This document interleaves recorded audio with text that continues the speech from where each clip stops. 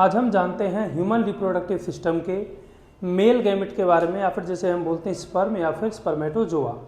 Mail का जो sperm होता है वो बेटा एक बहुत ही माइक्रोस्कोपिक एक सेल होती है, जिसके स्ट्रक्चर को जब हम पढ़ते हैं तो उसके स्ट्रक्चर को हम मेनली 4 पार्ट्स के अंदर डिवाइड करते हैं: हेड, नेक, मिडल पीस और टेल।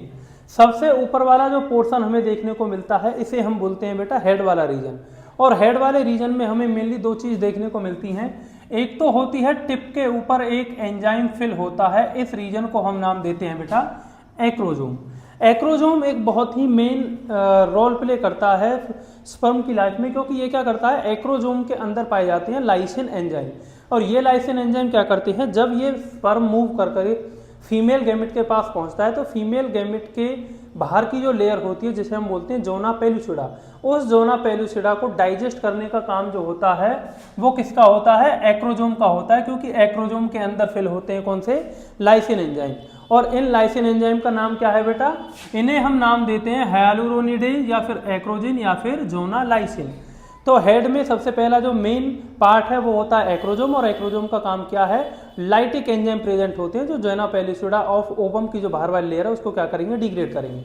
दूसरा बेटा हेड वाले रीजन में ही प्रेजेंट होता है मेल स्पर्म का जेनेटिक मटेरियल, और जेनेटिक मटेरियल किसके अंदर पाया जाता है, न्यूक्लियस के अंदर।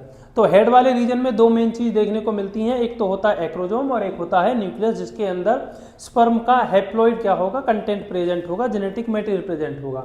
बिलो द हेड रीजन एक कॉन्स्ट्रिक्टेड एरिया होता है जिसे हम नाम देते हैं बेटा नेक रीजन। और नेक रीजन में हमें 2 तरह के सेंट्रियोल देखने को मिलते हैं। ऊपर वाला जो सेंट्रियोल होता है उसे हम बोलते हैं प्रोक्सिमल सेंट्रियोल, और नीचे वाला जो सेंट्रियोल होता है उसे हम बोलते हैं डिस्टल सेंट्रियोल। ये प्रोक्सिमल और डिस्टल सेंट्रियोल क्या करते हैं बेटा, दोनों सेंट्रियोल मिलकर के क्या बनाते हैं, एक्सियल फिलामेंट बनाते हैं। और यही फिलामेंट क्या करता है, नेक से जब ऐसे ये ग्रो करेगा तो ये नेक से होता हुआ मिडिल पीस, और मिडिल पीस से होता हुआ कहाँ तक जाएगा, टेल वाले रीजन में जाएगा। यानी टेल के अंदर जो विपलेस मूवमेंट कराएगा वो कौन कराएगा, एक्सियल फिलामेंट मूवमेंट कराएगा। बिलो द नेक रीजन हमारे पास क्या होता है बेटा, स्पर्म का बहुत ही मेन पार्ट होता है जिसे हम बोलते हैं मिडिल पीस। मिडिल पीस को दूसरा नाम दिया जाता है बेटा energy chamber of the sperm. Energy chamber क्यों बोलते हैं, क्योंकि मिडिल पीस के अंदर हमें देखने को मिलते हैं बेटा माइटोकॉन्ड्रिया, और माइटोकॉन्ड्रिया क्या करते हैं, स्पर्म को एनर्जी प्रोवाइड करते हैं फॉर इट्स एक्टिविटी।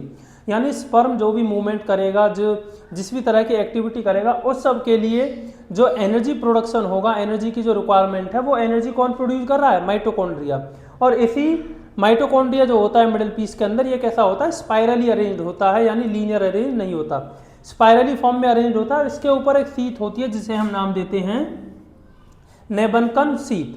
अब लास्ट में आता है बेटा below the middle piece, last में होता है, लास्ट में एक फ्लैजेला टाइप एक स्ट्रक्चर होता है जिसे हम बोलते हैं टेल वाला रीजन।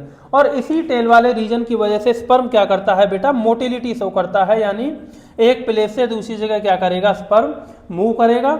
यानी जैसे ही फीमेल जेनिटल ट्रैक्ट के अंदर जब स्पर्म रिलीज होता है तो स्पर्म क्या करेगा, फीमेल जेनिटल ट्रैक्ट के वजाइना वाले रीजन से कहाँ तक मूवमेंट करेगा, एम्प्यूला वाले रीजन तक मूव करेगा।